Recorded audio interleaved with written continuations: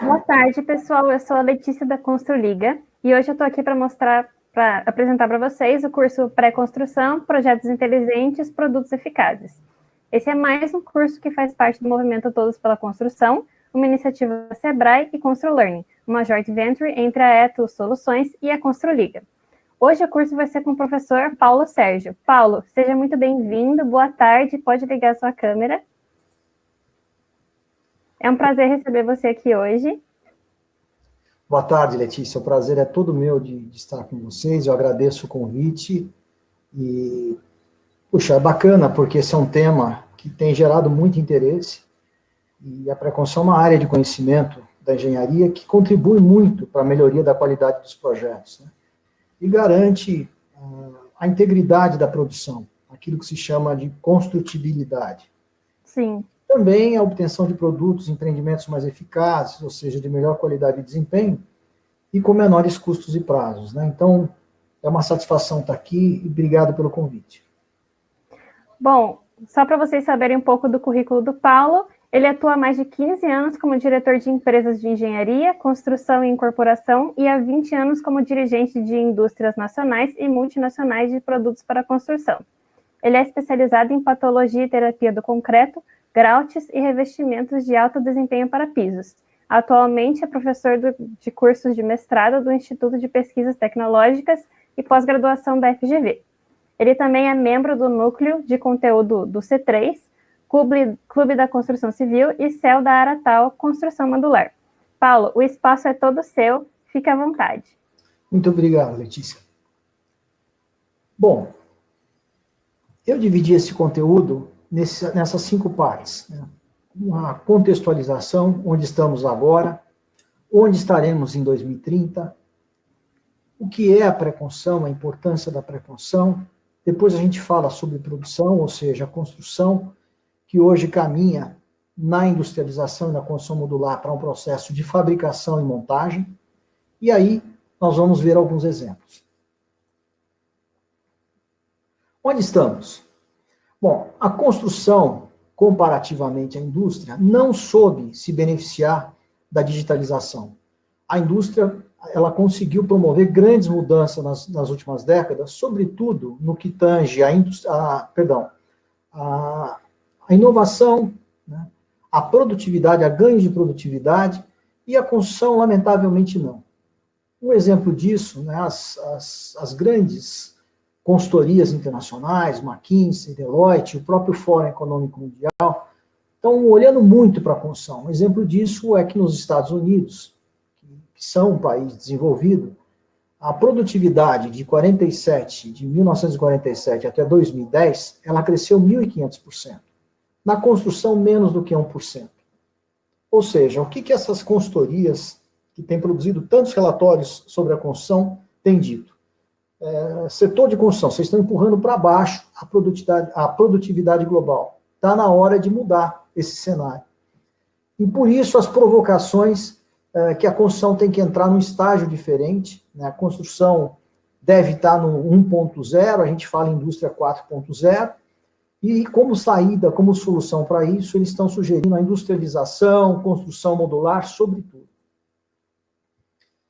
Quais são as características da construção tradicional? Uma cadeia de valor extremamente fragmentada, como a gente sabe, exceto aquelas empresas que atuam no Minha Casa Minha Vida e que fazem sistemas construtivos, por exemplo, parede de concreto, e que fazem o mesmo produto várias vezes, repetem. Cada projeto é um protótipo. Cada projeto a gente tem que pensar de novo. Muito problema com mão de obra, problema de qualificação, contratação, treinamento, né? Retenção, muitas deficiências de engenharia e projeto, problemas de coordenação, gerenciamento de projeto, que geram deficiências tanto em projeto como em construção, que acabam gerando custos mais tarde, custos excepcionais mais tarde, extraordinários mais tarde. Falta investimento em P&D e, sobretudo, inovação, quase nenhum investimento em inovação, e os contratos são desvinculados das metas, ou seja, uma incorporadora, por exemplo, quando contrata uma consultora, e essa consultora, por sua vez, contrata ou subempreita o serviço de estrutura, o prédio tem que chegar na quinta laje para ela soltar outros serviços, só para dar um exemplo. Por exemplo, instalações, alvenarias, etc. O contrato dessa incorporadora ou construtora com a empresa que está fazendo a estrutura não vincula um objetivo, uma meta a chegar a uma data para chegar nessa quinta laje. Então, geralmente, o que faz sentido? Você oferecer um benefício, um bônus, todos ganham. Né? E geralmente isso não acontece. Portanto, há uma falta de vínculo entre o contrato, o interesse do contratante e as metas dos subempreitados. As principais características da construção tradicional são essas que estão disponibilizadas nesse slide, ou seja, um processo cercado de incertezas, com muito retrabalho, isso gera problemas de qualidade, e o impacto é aumento de custos de construção e de manutenção. Olhando para o impacto para os clientes, para o setor e para os investidores, é muito negativo. Existe muito desgaste com os clientes, a imagem do setor é afetada, e os investidores preferem aportar seus recursos em outros setores onde eles têm uma segurança maior na obtenção do capital investido, do retorno do capital investido, perdão. E qual é o caminho para a gente mudar esse cenário, né? Que é, obviamente, nesse momento, ainda mais com o Covid e tudo mais, cheio de diversidades, incertezas, preocupações. Então, por onde a gente tem que passar?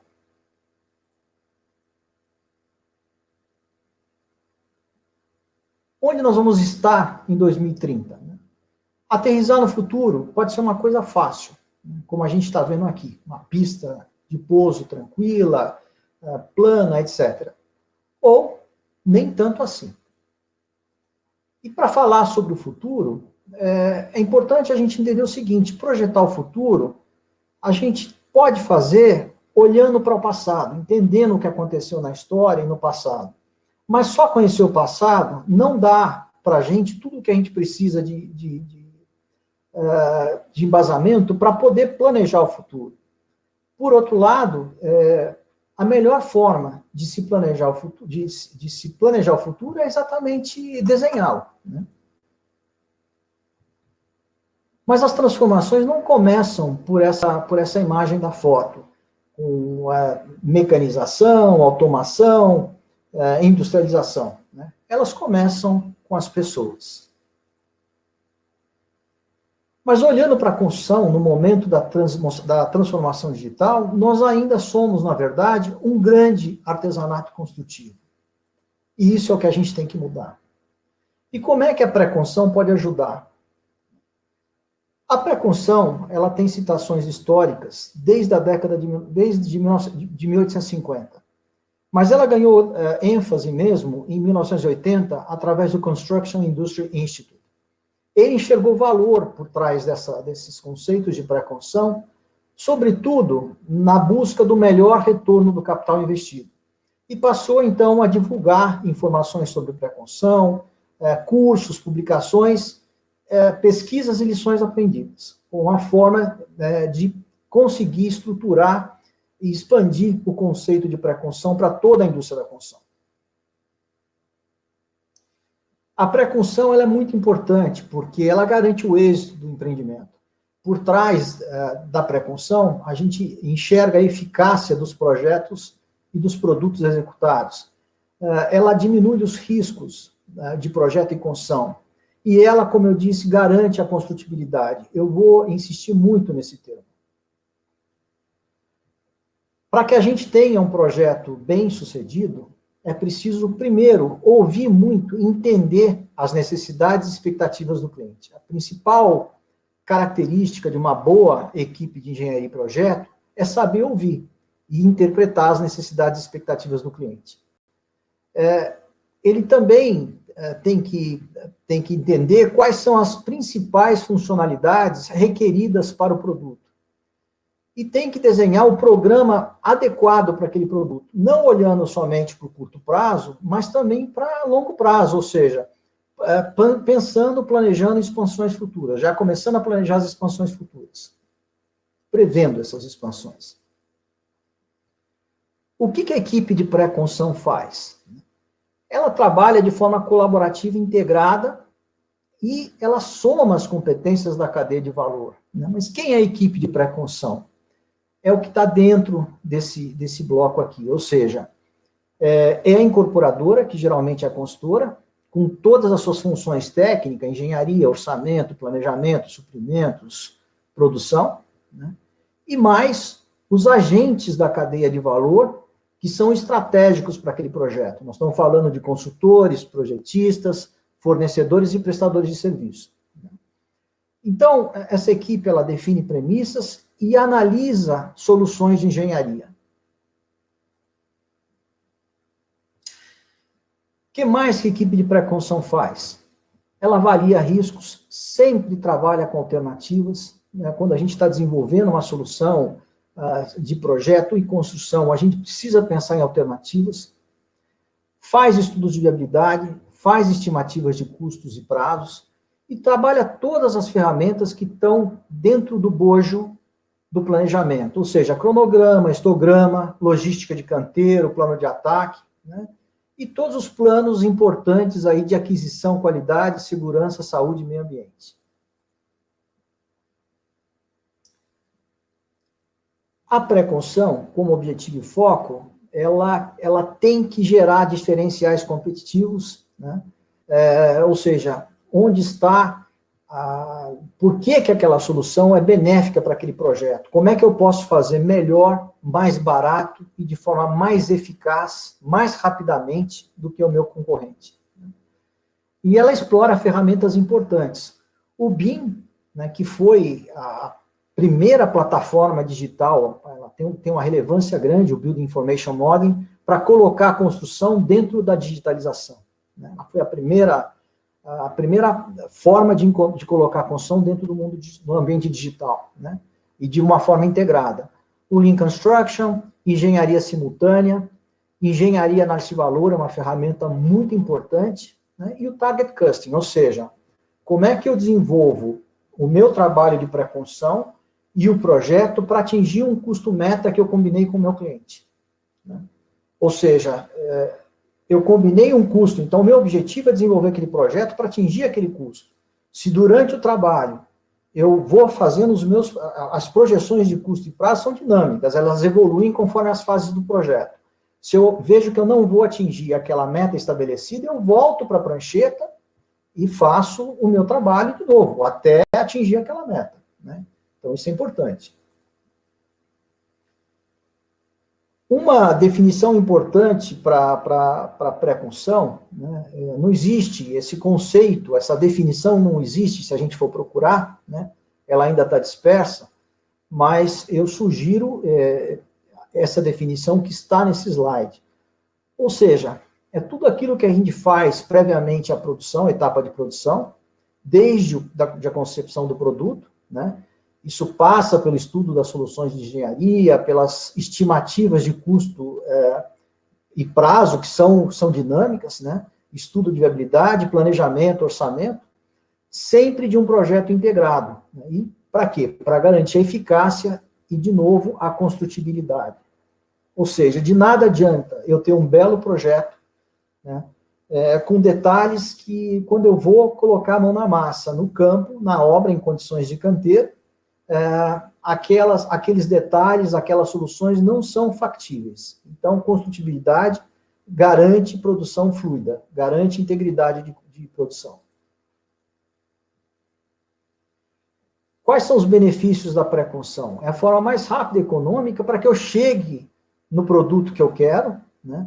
Para que eu possa desenvolver de fato as melhores soluções para aquele projeto, que eu possa antecipar as incertezas. A pré-construção permite a redução dos riscos de projeto e também minimiza as mudanças. Segundo o PMI, qualquer mudança impacta em aumento de custo e de prazo. Então, as mudanças são indesejáveis num projeto, seja lá em que fase ele estiver. Para o cliente, o grande benefício é a economia de tempo e dinheiro. Né? Outros benefícios, né? A gente domina as informações que são relevantes ou para que a equipe de projeto tome decisões, ou para que o cliente possa ter informações suficientes para a tomada de decisões. Com um trabalho bem feito de pré-construção, obviamente a gente vai ter uma produção bem feita e os custos dos serviços em garantias também serão menores. Ela assegura o desempenho de um pacote integrado, completo e integrado. E o que significa um pacote completo e integrado? É quando eu olho para o projeto de uma forma única, todas as disciplinas, né, funcionando, as interfaces bem pensadas, bem planejadas, e o projeto bem feito para ir para a produção. Então, a pré-construção garante o que a gente chamou de integridade de produção. Uma forma importante de olhar para a relevância da pré-construção, na antecipação principalmente das definições no projeto, é através da curva de McLemmon, né?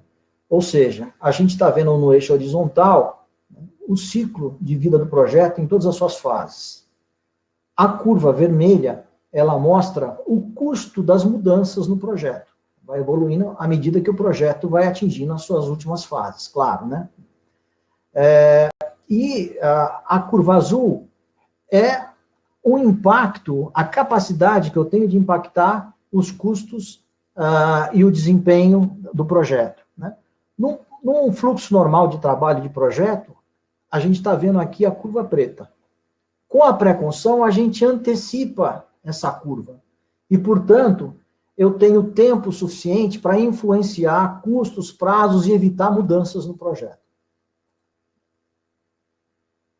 Outra coisa importante é que a pré-construção permite a redução das incertezas, mesmo nas fases preliminares de um projeto. Um projeto conduzido normalmente, a incerteza crítica é maior, né, no primeiro momento, e a incerteza aceitável, ela só acontece em fases mais avançadas do projeto. Com a pré-construção, eu consigo reduzir a incerteza crítica, né, e antecipo a incerteza aceitável para uma fase ainda preliminar de projeto. Falar em pré-construção é uma mudança de paradigma, né? Tem tanta pressão para a gente fazer projeto em prazo curto, né, que é uma bobagem, né? Um projeto, ele custa 5% do custo total, 4%, 3,5%, depende do projeto, de um empreendimento, né? Mas ele impacta os outros 97%, 95%. Então, é uma coisa insana contratar projeto por preço ou querer precipitar o projeto, que ele dure muito pouco, né? É o contrário do que fazem os orientais, né? Projeto e planejamento é uma coisa que demanda tempo, é um investimento, né? Para quê? Para que justamente a fase seguinte, a de produção, que é de custo enorme, muito maior do que o custo do projeto e da pré-construção, né, seja bem executada e seja rápida. Então, nessa mudança de paradigma, olhando para os processos principalmente, é muito importante que a gente olhe para a pré-construção e enxergue o produto já acabado, né? E a gente volta no ciclo, né, de desenvolvimento desse projeto, ou seja, a gente anda de trás para frente. E, ao longo do desenvolvimento do projeto, né, eu disse que lá na frente a gente olha para a meta, geralmente a gente trabalha mesmo com target costing, né? Importante olhar que lá na frente existe uma fase de projeto, depois do projeto executivo, que é o projeto de fabricação. Aqui nós já estamos falando dos projetos de construção industrializada e construção modular, né, que é um estágio da construção onde a gente espera que todos os projetos estejam aí nos próximos anos. Outra coisa importante, que também é uma lição vinda do Lean Construction, né, é olhar para a logística e suprimentos como supply chain, como faz a indústria, e não como tradicionalmente faz a construção, né? Ter uma certa obsessão para reduzir desperdício, para buscar melhora contínua, tanto no fluxo de trabalho como no fluxo de materiais de canteiro. E também a gestão da produção, seja tempo de ciclo e da mão de obra, controle da produtividade. Então, tem desperdícios em todas essas etapas. E se a gente quer fazer um trabalho bem feito para poder identificar e eliminar esses desperdícios, a gente tem que fazer um trabalho em cada uma dessas etapas, ou itens, ou sobretudo naqueles que são os mais representativos, né? Fazendo um estudo preliminar. Bom, vamos agora olhar para a produção. Se eu fiz uma pré-construção bem feita, a produção vai ser rápida, vai ser contínua, né? E como o próprio nome diz, a produção é uma atividade executiva. No canteiro de obra, não é lugar de pensar. Lugar de pensar é no projeto, né? Então, toda vez que a gente pensa na obra, alguma bobagem acontece. A obra não tem tempo para pensar, né? A fase, eu vou usar um termo aqui que não existe, mas que eu gosto, de pensação é exatamente no planejamento, no projeto e na pré-construção. O planejamento de obra, ele é importante também, porque a gente pensa na obra na sequência toda, o período do projeto, o que eu vou fazer em cada mês, o que eu vou fazer em cada semana, o que eu vou fazer em cada dia, né? E o pessoal de planejamento da produção, de planejamento e controle de produção, tem que estar muito afinado para poder também replanejar, né? As coisas, às vezes, desviam da nossa expectativa e a gente precisa ser proativo e fazer o trabalho de recuperação de prazos, não aceitar, né, um atraso como uma verdade, é buscar formas e planos de recuperação para poder colocar a obra no prazo de novo, né? Se possível, gerar folga sempre, né? Então, um sistema de gestão da produção com controles adequados é muito importante, né? E, da mesma forma, reportar e discutir o desempenho, relatórios de desempenho, reuniões de desempenho, não só com a equipe, mas com toda a equipe de projeto, envolvendo os principais fornecedores, né, apresentando os dados, os registros, as metas para os próximos meses, discutindo planos de recuperação, fazendo análise de riscos, porque os riscos se movimentam ao longo do projeto, eles migram, né, e, sobretudo, praticando aquilo que o PMI chama de lições aprendidas, ou seja, as coisas bem feitas que eu aprendi naquele projeto, eu tenho que registrar para poder usar em outros, e aquilo que não deu certo, eu vou evitar nos próximos projetos. Bom, para finalizar, eu vou dar para vocês alguns exemplos, né? Primeiro, uma obra bastante conhecida aqui em São Paulo, Rocha Verá, A Última Torre. Eu quero mostrar aqui um pouquinho desse prédio. Tinha um desafio muito grande para fazer essa estrutura. Essa estrutura eram 3 subsolos, inclusive com escavação em rocha, mais 34 andares, e tinha 17 meses para poder executar essa obra, que dava um ciclo médio aí de 5 dias, mais ou menos, por laje. E foi feito um estudo forte de engenharia, empregando EAV, BIM, e promovidas várias mudanças no projeto, né? Por exemplo, as lajes nervuradas com cubetas foram trocadas para lajes planas. A gente fez uma mudança grande nesse projeto. Do ponto de vista de tecnologia, a gente usou concreto autodensável, usamos um mastro de concretagem para poder levar facilmente o concreto para todos os pontos da laje no dia de concretagem, sem ter que ficar arrastando o mangote pela laje toda. Mesa voadora, que era uma coisa que desde a década de 70 não se usava mais em São Paulo, né? E com esse trabalho a gente conseguiu ganhar muita produtividade e um concreto final acabado com qualidade muito melhor. Aqui a gente está vendo, por exemplo, um estudo que foi feito para as formas desse prédio, né, dessa estrutura, né? Na periferia do terceiro subsolo ao primeiro subsolo em amarelo, né, esse é o primeiro jogo de formas com seus complementos. Depois, em roxo, também é um jogo de formas para o térreo, né, com seus devidos complementos. Em azul, a gente está vendo aqui do terceiro subsolo até o mezanino, um outro jogo de formas. Depois foi usado do segundo pavimento até o 18º pavimento, em laranja, um outro jogo de formas com seus complementos, e para finalizar, do 19º ponto até o L ponto, o último jogo de formas. Mas o importante que eu quero destacar aqui não é exatamente as formas, mas o que a gente conseguiu gerar de ganho de produtividade. Né? Só para dar um exemplo.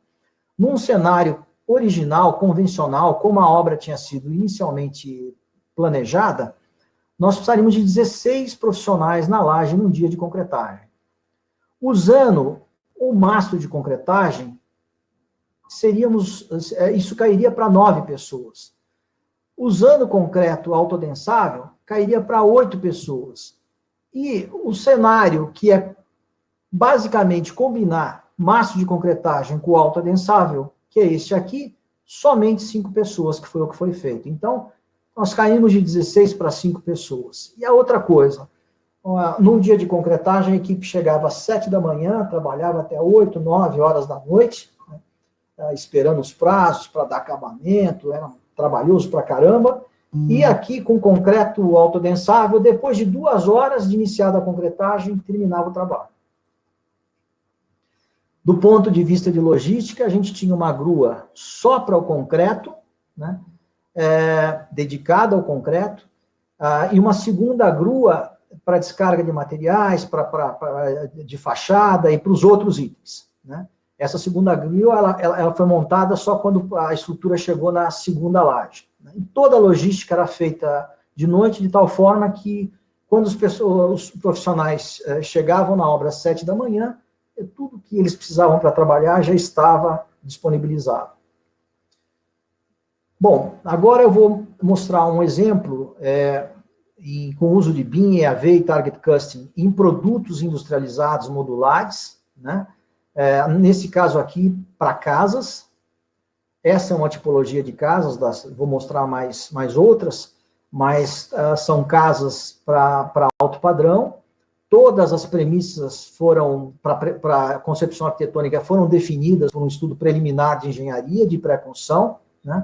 Então, é um projeto modular, flexível, foi utilizada estrutura metálica, painel arquitetônico de concreto na fachada, lajes pré-fabricadas, drywall, um smart box na entrada das casas para conexão de todas as redes, a impermeabilização com manta de PVC, caixilharia também em PVC, né?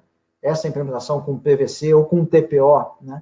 É muito segura, são mantas industrializadas, né, pré-fabricadas, soldadas por eletrofusão.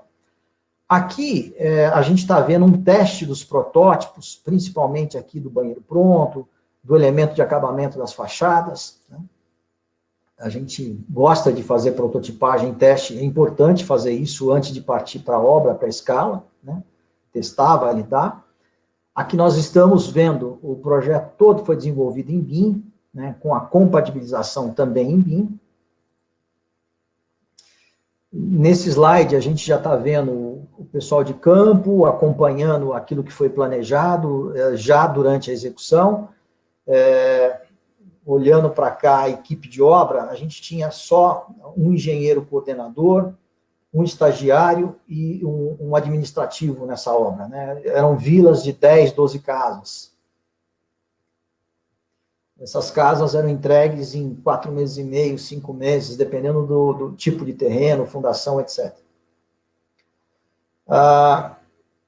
Ainda na mesma tipologia, a gente está vendo aqui uma identificação das peças em verde já liberadas para produção, alguma coisa que ainda existia pendência de projeto durante a fase de pré-construção e antes de partir para a obra. Aqui um estudo da sequência de montagem. O branco aqui são os banheiros prontos, já instalados, né, já colocados nos seus devidos lugares. Né? E uma dica importante, para quem trabalha com produto industrializado, seja ele pré-fabricado em concreto ou metálico, é muito importante que as peças cheguem na obra na sequência de montagem. Às vezes é cômodo para o fabricante fabricar e mandar de acordo com o planejamento de produção dele, né? E para a obra, isso é o fim da picada. A gente precisa de receber as peças na ordem de montagem. Geralmente, como isso é controlado dentro de um just-in-time, é muito importante observar isso. Aqui a gente está vendo o estudo de sequência de montagem dessas casas, né? E eu vou pedir uma gentileza para a Letícia para mostrar um vídeo para vocês do Navisworks, do Revit, mostrando exatamente como essas casas foram montadas.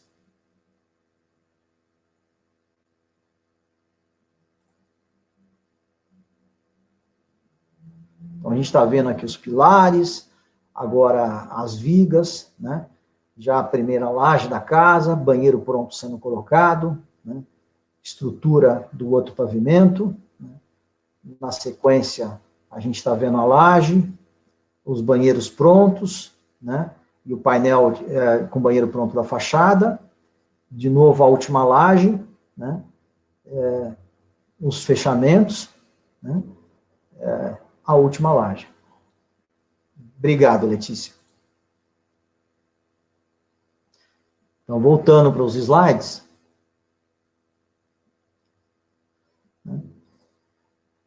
Aqui a gente já está vendo essas casas numa fase quase que de finalização, faltando paisagismo, né? Uma outra tipologia de casas também, mas agora em concreto pré-fabricado, e não mais estrutura metálica. Essa tipologia já numa fase final de montagem, faltando aqui paisagismo. Mais uma imagem dessa tipologia em concreto pré-fabricado. Outra tipologia de residências em estudo, né? Aqui, um prédio todo modular para lajes corporativas em módulos, né? Um estudo que a gente não chegou a executar, mas muito avançado. E aqui para mostrar um empreendimento comercial, né? Numa fase de estudo de viabilidade, onde não tinha uma folha de projeto, uma prancha de projeto sequer, né? A gente já fazia uma simulação do que era o produto, desenvolvia o produto, imaginava o produto, desenhava o produto, inclusive lançando estrutura, fundação, como vocês estão vendo aqui. Quer dizer, a pré-construção é uma ferramenta muito útil. E, obviamente, para chegar nesse estágio, a gente precisa de uma equipe de projeto muito integrada. E trabalho, obviamente, com a cadeia de valor, como eu mostrei aqui. Trabalho colaborativo. Aqui a gente está vendo um estudo para um outlet de modelagem, totalmente industrializado também, trabalho integrado em BIM. Né? As interfaces têm que ser muito bem estudadas, essa obra já em fase avançada, e aqui já acabada. Outlet no interior de São Paulo. Bom, e como conclusão, eu queria dizer o seguinte, a baixa produtividade da construção coloca o setor numa situação muito desconfortável, é o que eu mostrei no início dessa palestra. Daí a relevância de tantas empresas de consultoria internacional estarem de olho na construção. Está na hora de começar a olhar para a produtividade de uma forma mais séria, né? E a pré-construção ajuda a gerar produtos eficazes. Tem tanta coisa vinda da digitalização, internet das coisas, BIM, captura de dados, automação, etc., né? Então não faz sentido a gente continuar insistindo no artesanato construtivo, obras que atrasam, que custam mais caro, e a gente tem que partir, então, para a produção em escala, através da mecanização, da industrialização, da construção modular, né? E tem muitas formas de gerar produtos inovadores, competitivos, mais sustentáveis, que gastem menos recursos naturais, né? E de melhor qualidade de desempenho. E aí eu deixo para vocês uma última frase aqui. O que a gente quer? Nós queremos transformar obra numa fábrica ou queremos ter fábricas de obra? Muito obrigado pela atenção e estou à disposição. Paulo, muito obrigada pela sua apresentação, que foi extremamente clara e muito diferente do que a gente pensa quando a gente vê o universo da construção do Brasil, que nem você falou, ainda é muito artesanal, muito rudimentar, mas que existem formas da gente fazer alguma coisa diferente, né? E isso é que tem que ser fomentado daqui para frente. E chegou algumas perguntas aqui no chat, eu vou falar algumas para você. Você comentou que alguns países, por exemplo, na Ásia, o projeto é muito mais valorizado do que a gente vê por aqui. E aí, nesses países, ou nessas situações em que há um grande investimento em projeto, quantos por cento disso costuma representar no orçamento da obra como um todo? O projeto, geralmente, e a própria pré-construção, né, eles não passam muito de 2, 3% do custo total do empreendimento, né? Um projeto menor, mais complexo, pode chegar a 4, 4,5%, mas eu acho que 2,5%, 3, 3,5% nessa faixa é um bom indicador, né? O que eu disse também, Letícia, é que existe uma maturação muito maior nos projetos orientais, né? Isso tem uma razão de ser até histórica. Se a gente for estudar aquele livro, O Arte da Guerra, né, que foi escrito há mais de 2.500 anos, é estratégia militar pura, né? Estratégia militar é a base do planejamento. E a gente tem, geralmente, um erro, os ocidentais, por princípio, que é não gostar do planejamento e achar que projeto é uma coisa que tem que ser feita muito rapidamente. Isso é uma bobagem enorme, né? Essa precipitação só gera problemas para quem é o dono do empreendimento, para o empreendedor, gera custos sempre muito mais altos e problemas de qualidade. E aí, uma outra pergunta que a gente teve é, na sua opinião, se você concorda que a modularização é um sistema perfeito para o uso dessas ferramentas que você mostrou para a gente, da Lohr Construction. Eu estou bastante envolvido com construção modular, né? Eu sou um apaixonado pela construção modular, porque não sou eu que estou dizendo isso, né? Esses últimos relatórios das grandes consultorias apontam que com construção modular você pode reduzir até 50% do tempo de um projeto e até 20% dos custos. Na verdade, é muito mais do que isso. Isso é muito conservador, né? Se a gente pensar em desperdício, você chega nas obras, eu fico escandalizado quando eu vejo a quantidade de caçamba. Cada caçamba daquela é custo ir embora, né? Então, só com redução de desperdício, é possível você desperdiçar 80% menos com construção modular. Como? Através de uma paginação bem feita do projeto, de um projeto bem planejado, né? E pensando em menos cortes de placas, de cerâmicas, etc., né? Então, a construção modular, não sou eu que estou dizendo, é sim uma alternativa importante para que a construção consiga dar um salto de produtividade. Está na hora da gente praticar uma revolução e não uma evolução, né? A defasagem entre a construção e a indústria é enorme. Então, a gente tem que realmente praticar uma revolução, senão a gente não chega lá. E sobre a viabilidade desse sistema que você mostrou para a gente, quanto que você acha que é viável uma construção em larga escala, como, por exemplo, um edifício multifamiliar ou um grande empreendimento comercial? Bom, é perfeitamente viável, né? Tem uma coisa que é importante, que tanto construção industrializada como modular, elas passam a ser mais viáveis e gerar maior economia com a escala. Então, a escalabilidade é importante. Mas nós temos exemplos aí no mundo todo isso não é nem recente, né? Tem obras até antigas em construção modular, muito bem executadas, e industriais, né? Uma obra industrializada que foi executada em muito pouco tempo, é um case importante de estudo, é o Empire State Building, por exemplo, em Nova York, né? Então, e essas obras no mundo todo têm gerado resultados fantásticos. Mesmo aqui no Brasil, a gente tem visto esses hospitais, não são nem hospitais de campanha, mas permanentes, que foram executados no Sul, na Baixada Fluminense, etc., por construção modular, por empresas de construção modular, em prazo curtíssimo. O último deles foi executado em 33 dias, né? E não é uma construção provisória, não é um hospital de campanha, é um hospital permanente. Então, parabéns para a construção modular brasileira, né? Nós temos engenharia para isso. Exatamente. E aí, falando um pouco sobre o contexto brasileiro, você falou um pouco na sua apresentação, mas eu queria que você falasse um pouquinho mais de como que a cultura brasileira recebe essa nova modalidade da construção. Olha, eu acho que muito bem, né? Eu estou se a gente olhar para o mercado, tem várias startups, né, dando passos muito seguros aí, já com construção modular, e algumas já bem estabelecidas, né, que têm gerado muita discussão, porque não acho que a gente olha... No passado, a gente olhava para a construção industrializada e para a construção modular com uma certa desconfiança.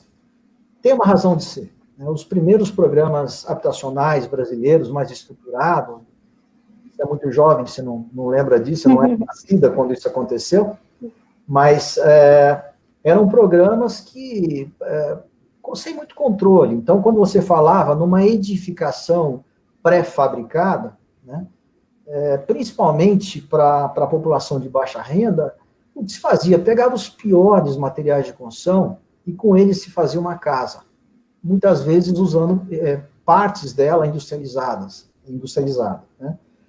E a vida útil dessa casa era baixíssima. Depois de 3, 4 anos, aquilo estava horrível, né? Hoje, não. A responsabilidade é enorme, se aprendeu muito com esses erros do passado, né? Nós temos uma norma de desempenho seríssima aí, né, que imputa a responsabilidade tanto aos projetistas como ao construtor incorporador, né? Então, hoje, os produtos obtidos através da construção modular industrializada são de altíssimo padrão. E com os novos materiais arquitetônicos, né, para revestimentos, fachadas, etc., eles não deixam nada a desejar aos produtos tailor-made, feitos à mão, né, os melhores, né? E com uma vantagem, sempre com uma conta, os bem projetados, que usam pré-construção, né? A pré-construção é um dos pilares da construção modular. A outra é a Fast Construction, que é um outro tema que eu gosto muito. Mas, então, a construção modular oferece produtos de altíssimo desempenho e com custos de operação e manutenção muito mais baixos do que aqueles produzidos pela construção tradicional, né? Isso aí é histórico, já existem vários registros mostrando isso. E ainda sobre esse tema que a gente está falando sobre a construção brasileira, como você vê a questão da má formação da mão de obra, que ainda muitas vezes é precária e completamente empírica, e como é que a gente poderia reverter esse quadro para dar conta da construção modular, que exige uma mão de obra mais diferenciada, né? Olha, na verdade, eu acho a mão de obra brasileira competente o suficiente para poder fazer produtos de altíssima qualidade. O que falta, muitas vezes, é tempo para treinamento, para capacitação, né? Para fazer um planejamento mais afinado e para orientar os profissionais, né? A grande encrenca é que quando a gente passa por momentos de demanda maior no mercado, que a gente tem esses booms, né? Você não consegue contratar e treinar a mão de obra em quantidade suficiente e nem qualificar essa mão de obra para ir para campo. Aí as grandes besteiras acontecem, né? Então, existe um equívoco. Todo empreendedor, né, ele pensa o seguinte: eu coloco dinheiro numa ponta, sai produção na outra. Eu coloco mais dinheiro na ponta, sai mais produção na outra. E não existe elasticidade nessa curva. Não é assim, né? Então, até para suportar momentos de maior demanda e de boom, a construção industrializada e a construção modular, elas são muito mais apropriadas, porque com isso você precisa de muito menos gente no canteiro. Qual é o segredo da história? Você transformar grande parte do seu trabalho em off-site, ou seja, num ambiente controlado, numa fábrica, né, com processos industrializados, um sistema de garantia da qualidade, e levar para o campo, a parte off-site, o mínimo possível. Então, a atividade do campo é uma atividade praticamente de encaixe, de montagem. E é no campo onde você tem os problemas climáticos, é no campo onde você tem que gerenciar um grande contingente de mão de obra direta, o que não acontece com construção modular. Você sempre vai trabalhar com equipes menores, mas muito capacitadas, muito especializadas. E aí, falando um pouquinho sobre o processo de produção, qual é o período estimado de manutenção de uma construção modular e que tipo de manutenção essa construção, esse sistema construtivo dá no final das contas? Bom, primeiro é um sistema construtivo, se ele foi bem projetado e desenvolvido, ele vai gerar um custo de manutenção muito menor, né? Eu estou desenvolvendo um projeto, por exemplo, onde a gente não quer nem dar o desconforto para o cliente para que ele tenha que receber alguém para fazer uma manutenção de instalações no interior da sua casa, da sua unidade. Isso é um projeto para casas. Os shafts são externos, né? Então, toda a manutenção de instalações é feita por fora. Nesse projeto não tem furo nas lajes, né? Então, todas as saídas e entradas hidráulicas são horizontais, né? Então, assim, quando você toma os devidos cuidados, as devidas precauções, um projeto como esse é de baixa manutenção, de baixo custo de manutenção, né? E o projeto bem resolvido, com as interfaces bem planejadas, né, você sempre vai trabalhando para buscar um grau de eficácia maior. Eu não acho que a gente vai gastar mais do que 0,5%, 0,7%, né, de custo de manutenção para produtos desse tipo. A experiência tem que... Nós vamos ganhar mais escala, né, e mais tempo de experiência de construção modular para poder traçar e projetar dados mais consistentes, né? Mas uma coisa é fato, olhando para o histórico internacional, né, a construção modular e a construção industrializada geram custos de manutenção e operação sempre menores. E aí, sobre esse sistema construtivo em licitações públicas, você acha viável? Sim, totalmente viável, né? Quando a gente está falando de edificações, né, sobretudo edificações, né, nós também temos condição de entregar qualquer produto de engenharia em edificações em construção modular, desde que tenha escala suficiente para isso, né? Você desenvolver um projeto, uma pré-construção para um produto só e não repeti-lo, pode não ser legal, né? Por outro lado, quando a gente fala em construção modular, você pode repetir os mesmos módulos em produtos diferentes, né? E eu já fiz isso, então, isso te garante, mesmo com uma escala mais reduzida, conseguir industrializar e modularizar. E aí, sobre a construção off-site, em que situações você recomendaria e quando você acha que não vale a pena? Bom, eu recomendaria sempre. Lógico que o que a gente não tem como fazer off-site? Aqueles trabalhos que são mais brutos de construção e que a gente tem que fazer no campo mesmo, né? Movimento de terra, drenagem, contenção, fundação, né? Então, essas atividades a gente tem que fazer no campo, não tem como deixar de fazê-las no campo. O restante, o que der para transformar em off-site, o benefício é de quem está empreendendo e de quem está participando do projeto. Projeto como empreendimento aqui, né? Uhum. Não só do projeto. E aí, em construções assim, que já ocorrem normalmente, sem grandes empregos dessa tecnologia nova, os projetos normalmente têm seus custos diluídos entre o planejamento e a construção. E aí, como que você acha que é possível a gente inserir a questão da construção modular nesses projetos? Desculpa, eu não entendi a pergunta, Letícia. Que normalmente os projetos são sempre pensados nas etapas de planejamento e construção. E aí, de que forma você acha que é possível inserir a construção modular nessas duas etapas fundamentais que a gente já conhece na construção civil no geral?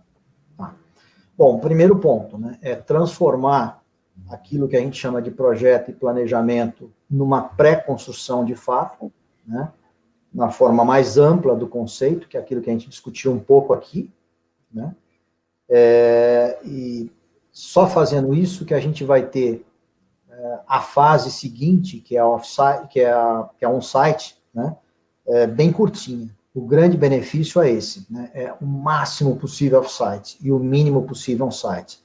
Então, é uma pré-construção bem feita, lembrando que os pilares da construção modular são pré-construção e fast construction, né? Eu estou estruturando esses conceitos, porque eu acho que eles são importantes, né? E de tal forma que, na verdade, a gente transforme tudo aquilo que vem depois, que é a fase da produção, fora aqueles serviços que você já muito bem destacou aí, que eu não consigo fazer em modular, que são os produtos, os trabalhos preliminares, né, etc., fundação, movimento de terra, drenagem. Então, o que eu vou ter fora isso, on-site, é muito pouca coisa. E isso dá uma vantagem grande, né, porque geralmente, enquanto você está fazendo a pré-construção, boa parte desses trabalhos que você faz on-site, você já pode soltar, né? Mesmo que o pessoal da mão de obra mais tradicional, né, fazendo esses trabalhos, atrase um pouco, não vai te atrapalhar, porque no momento em que você acabar a pré-construção, você já pode ir para campo, que com certeza esses trabalhos já vão estar finalizados. Lógico, né? Atenção para tudo, controle para tudo, controle de desperdícios nas atividades também, que são mais grosseiras de construção, né? Que não estão dentro do pacote de pré-construção, tudo isso é importante, né? Não deixar escorrer, não deixar escorregar o custo, né? Mas, basicamente, a solução, o caminho, no meu entendimento, é esse. E aí, agora um pouco sobre o que você apresentou antes, você mencionou algumas ferramentas da pré-construção, como o Lean Construction, que a gente já conversou aqui um pouquinho, a engenharia simultânea, a engenharia de análise e valor, e a Target Costing. E aí eu queria te perguntar, como é que são usadas essas ferramentas na prática? Bom, ótima pergunta, Letícia. Todas essas ferramentas, elas têm contribuições importantes, né? E, de certa forma, elas convergem. Mas, no projeto, né, e isso depende também das competências da equipe de pré-construção, principalmente da integradora, que geralmente é a consultora, né? Ela precisa conhecer muito bem esses conceitos, ou ter consultores que conheçam esses conceitos para que eles possam ser praticados. Então, geralmente, a gente não usa tudo ao mesmo tempo, mas a gente escolhe, dependendo das características do projeto, né, quais são aquelas 2, 3 ferramentas mais importantes de serem usadas, elas que vão gerar aquilo que geralmente a gente chama de quick win, né, aquelas ferramentas que vão te dar rapidamente ganhos, né, ganhos mais rápidos, mais consistentes. Então, a equipe escolhe as ferramentas mais importantes para aquele projeto. Obviamente, quando a gente está falando em uma meta de custo muito agressiva, o target costing é fundamental. E a gente pode usar engenharia e análise do valor sempre para isso. A engenharia e análise do valor, ela parte de princípios bem básicos, né? Mas simplificando aqui, já que a gente não tem muito tempo para uma conversa mais longa, olhar para aqueles atributos do produto que o cliente valoriza, né? É valor para ele, e a gente incrementa esses itens. E aqueles itens e funcionalidades que não são relevantes para o cliente, de preferência, a gente tira do projeto, tira o custo vai embora com eles, né? Então, quando a gente tem metas muito agressivas de custo, são 2 ferramentas muito boas, mas a gente alterna o uso dessas ferramentas dependendo das características do projeto. A equipe de pré-construção escolhe. E aí, um pouquinho sobre essa construção modular, eu queria que você falasse se uma construção modular pode ter o certificado LEED, que é o LEED, e talvez se você tiver algum exemplo de alguma obra que já teve certificados desse tipo também, você pode contar um pouquinho para a gente. Pode, né, e com muita facilidade, né, porque quando você desenvolve um projeto, concebendo esse projeto para que ele seja sustentável, né, a vida é muito mais fácil. Não é você pegar um projeto, né, que alguém já desenvolveu, já está numa fase avançada, e acontece muito, né? Agora eu quero uma certificação. Sim. Então, quando você já nasce com um projeto, ele, por origem, já tem um compromisso, né, mais do que a certificação, já tem um compromisso de sustentabilidade, é muito mais fácil você adotar soluções, por exemplo, né, para que ele tenha grande eficiência hídrica e energética, né, para que você tenha um sistema de ventilação natural competente, né, para que você tenha sistemas de isolamento termoacústicos apropriados. Então, no projeto você já leva todos esses conceitos para lá. O emprego de materiais mais sustentáveis, recicláveis, etc., né? E pensando também na fase de reciclagem daquela obra. O que você vai fazer no final da vida útil daquele empreendimento, né? Então, tudo isso, quando a gente pensa não só no produto como objeto de engenharia, mas no produto operando, isso é uma coisa importante para caramba, né? 15% do custo de empreendimento está na fase de projeto e construção. 85% está na fase da operação daquele produto. Você projeta um prédio para, sei lá, 50 anos, coisa que vale, né? Você não vai usar menos do que isso, né? Uma obra de infraestrutura por mais tempo ainda, por exemplo, uma barragem, né? 70, 80 anos. Então, o custo dessa fase de operação é muito alto em relação à fase de construção. E isso, pensando em sustentabilidade, tem uma relevância enorme também. Então, a construção modular, ela tem, com muito mais facilidade, ou com muita facilidade, ela se enquadra, né, em projetos sustentáveis, em uma certificação, porque ela depende de uma pré-construção bem feita. E uma pré-construção bem feita, se o objetivo é que aquela edificação seja sustentável, né, esses conceitos todos vão estar inseridos no projeto. E aí, só para a gente finalizar um pouco, eu queria que você contasse para a gente, depois desse período tão difícil, né, não só para a construção civil, mas para todos os setores do Brasil, como é que você vê o futuro da construção e como é que você vê as formas que a gente pode encaixar essas novas tecnologias para alavancar a construção do Brasil realmente? Ok. Bom, de fato, nós estamos vivendo um negócio que ninguém imaginava, né? Quem imaginava que a gente ia passar pelo que a gente está passando? Não era possível se imaginar um negócio desse, né? Por outro lado, essa pressão por conta da pandemia está provocando mudanças importantes, né, no nosso comportamento, trabalho à distância, esse tipo de evento que a gente está fazendo aqui, quer dizer, as ferramentas todas, né, para trabalho remoto, à distância, elas estão sendo muito bem desenvolvidas. Então, o mundo vai caminhar para uma forma diferente. Nunca mais nada vai ser igual, né? Nada será como antes, como dizia aquela música que a Elis Regina cantava, tá certo?